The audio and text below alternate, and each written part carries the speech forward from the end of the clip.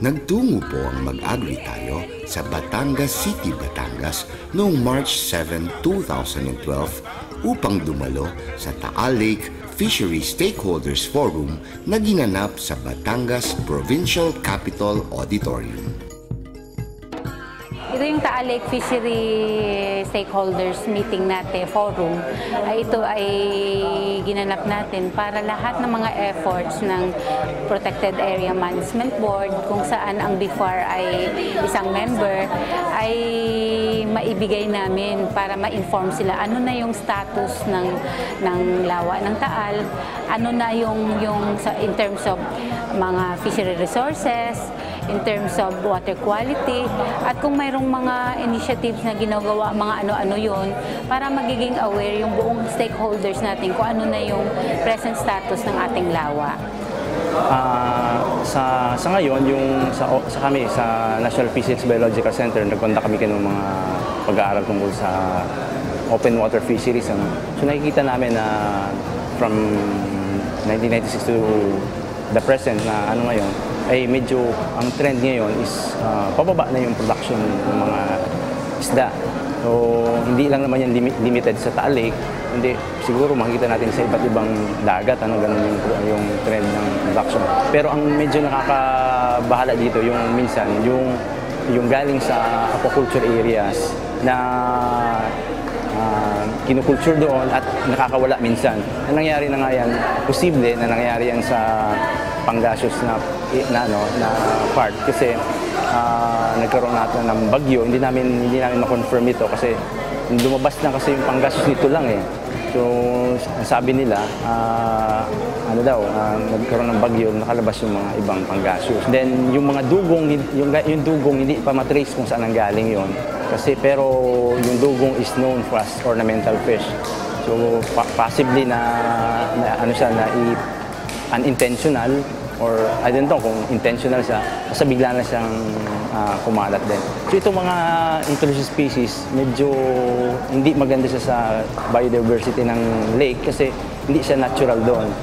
Posibleng yung mga introduced species pwedeng kainin niya yung itlog, yung isda mismo, or posible na yung kinakain ng mga endemic species o mga natural na native species sa Taal Lake, kakainin niya rin, competition baga. At maiiwan, yung mga native species matatalo niya sa pagkain. Or pwede rin yung binabahayan niya, yung tinitirhan niya, ay babahayan ng mga introduced species. Ito yung mga posibleng epekto ng mga introduced species. Kaya nga ito ginagawa natin ditong symposium na ito para din magkakaroon tayo ng conservation measures. Ito kasi yung ginagawang basihan, baseline ng gobyerno para makonserve yung resources. So kung bumababa siya, anong kailangan natin gawin para maiwasan yun, yung mga ganitong bagay? It is very urgent na makapaglahad kami ng tunay na sitwasyon ng water quality ng lawa ng Taal. Sapagkat ako bilang isang researcher, project leader ng study, naniniwala ako na mas magandang mai-report sa mga stakeholders yung tunay na sitwasyon. Sapagkat hindi tayo makakaakit ng whole public participation when it comes to lake management. Kung hindi natin alam ang tunay na ugat ng problema, miski ako, hindi ako makakapag-participate. Hindi ba? At yung public participation, yun ang napaka-importante. Malakas ito. Well, actually, importante ito kasi para lahat ng mga stakeholders, especially yung mga aquaculturists, fisher folks, ay malaman nila kung ano ba talagang sitwasyon. Kasi lalo na ngayon, merong nag-file nga ng writ of kalikasan at merong impending moratorium because of nangyaring fish kill last year. So at least may paliwanag namin, ano ba yung magiging basihan if ever matuloy. Hindi ko naman sinasabing matutuloy kasi nga, whatever mga ginawa namin kasi is yung para sa mga darating pa. Example, yung sa moratorium, now we have the guidelines on if ever magkaroon ng fish kill, ano yung gagawin ng PAMBI, ng task force. So everybody will have their own, may kanya-kanya na kaming responsibilidad sa bawat agency. A writ of kalikasan is a legal remedy designed for the protection of one's constitutional right to a healthy environment. The 1987 Philippine Constitution proclaimed as one of the policies of the state the protection of the environment. Section 16, Article 2 provides that the state shall protect and advance the right of the people to a balanced and healthful ecology in accord with the rhythm and harmony of nature.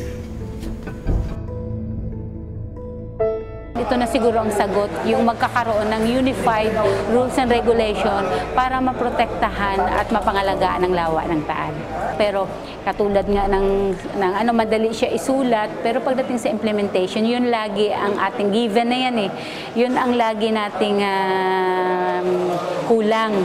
So pagdating ng implementation, kumbaga after 5 years, ngayon pa lang nagsisimula na doon na tayo sa allocation na 6,000. Kasi before na nagawa ang URR, ang ating number of fish cages ay mga 13 to 15,000. Ngayon, ang pangarap natin, i-less siya sa 6,000. And after that, we will proceed sa mga stocking density, sa alignment ng cages, para ito ay patuloy na mapakinabangan ng mga tao ang hanap buhay na isa na dito yung fish cage culture natin.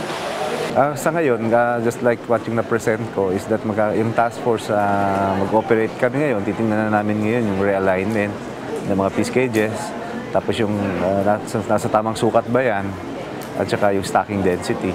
At the same time, because nga yung rate, and also part na rin ng approved activity namin for 2012, yung task force ay titingnan na rin yung mga piggeries, especially mga backyard piggeries, na nagtatapon din ng dumi diretso dito sa lawa ng Taal.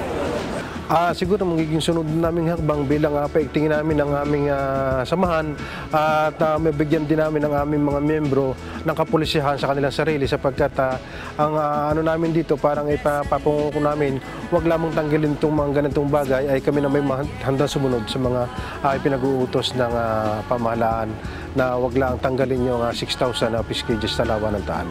Well, siguro yung mas aware na sila ngayon na makikipag-cooperate na sila sa amin, especially yung sa task force na dismantling operation, as nag-request ako sa kanila na makipag-cooperate na sila na yung mga mabawasan na yung mga abandon na mga fish cages. Once magpalit sila ng bago, sila na automatic na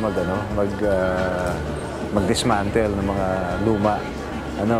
At the same time siguro, the LGUs naman will also be very strict, particularly na issuing permits. They will only issue permits doon sa mga talagang legitimate na sumusunod doon sa mga rules and regulations ng fisheries for Taal Lake.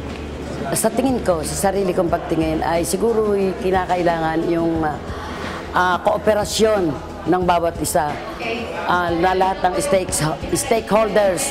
Katulad ng kami bilang maliliit na mga isda na ang ginagamit ay lambat. Yung mga fish cage industry, maging yung LGU at katulad na lagi kong sinasabi at panawagan, yung punong bayan, sana'y ipatupad nila yung batas dahil maliwanag naman sa batas, sa URR management plan, na kung may ipatupad lamang ngayon, hindi na dadating ang mga problema sa lawa. Kaya sabi ko nga, dapat naman ay ayusin na. Siguro, ang katulad nga nung aking binasang liham na ako po ay isa na rin nga din sa nakaupo sa PAMBI na kung saan ay mayroon nga pong inaprubahan ng mechanics dito sa Implementa Monitorium na kung saan ay hindi naman po ibig sabihin yung nakaraang pagpipiskil ay implement yun. Kung hindi doon sa mga ay mga halimbawa may nangyaring piskil, doon i-implement yun. Ngunit amin pong inaano sa haritang kalikasan, ay sana po naman ay wag nang sumagot si Agham Congressman Palmones sa aming minusyon na motion for intervention ng Talik Aquaculture Alliance. Kapagkat kung ito po yung magtatagal pa po ang magiging sistema, so at sana po ay magiging ugnay din ang ginawang sagot ng DNR sa aming sagot na maging parallel para si Agham Congressman Palmones ay maging maganda kanyang maging opinion doon sa magiging ano ng sa Court of Appeal. Siyempre, merong nag-file ng kaso sa Supreme Court na ibinaba naman ng Supreme Court sa Court of Appeals on they're asking for a moratorium on fish cages in Taal Lake. Ang tingin namin, hindi na papanahon na patigilin ang pag-aalaga ng isda sa Taal. Sapagkat nga ngayon lang naman taon natin ito na naabot yung tamang management ng Taal. So nakakalungkot naman kung ngayong naabot natin yung tamang pamamahala, saka naman natin papatigilin. So mawawala ng saysa yung pagpupunyagi ng napakaraming sektor para maabot ang tamang bilang ng Taal. So I guess hindi pa napapanahon para magkaroon ng writ of kalikasan o mapatigil itong Taal Lake sa pagpuproduce ng isda. Para sa akin din, kinakailangan ituloy natin ang pagpuproduce ng isda sa Taal Lake sapagkat 1.6 million Pilipinos ang kumakain ng isdang napuproduce dito. Saan mo kukunin? Basta-basta yung pagkain ng 1.6 million kung biglang papatigil ang produksyon ng Taal Lake. Napakalaking kabalo nito. So I think yung inisyatiba na ito ay magsusulong ng aming advokasya na maituloy ang pagpuproduce ng isda sa Taal Lake in a sustainable manner. So kailangan nating bigyan ng diin yung sustainable manner na hindi naman nasisira yung lawa. At I think these are important steps that we have undertaken today. At sa tingin ko, naniniwala ako na yung mga stakeholders, nakita nila na ang pamahalaan at ang stakeholder ay merong papel na dapat gampanan. At kung ito'y magagampanan namin, lalong yayabong ang pag-aalaga ng isda sa Taal.